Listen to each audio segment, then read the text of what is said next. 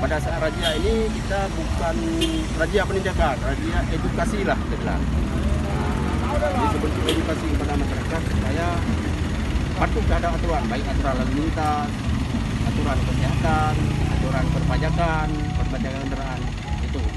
Kami mengimbau kepada seluruh masyarakat, khususnya Nagaraya dan masyarakat Aceh pada keseluruhan untuk patuh pada protokol kesehatan karena kita di masa pandemi untuk selalu memakai masker, menjaga jarak dan selalu mencuci tangan, kemudian mematuhi peraturan lalu lintas, memakai helm, jadi melengkapi surat kendaraan, kemudian untuk melaksanakan pembayaran pajak tepat waktu sebelum jatuh tempo.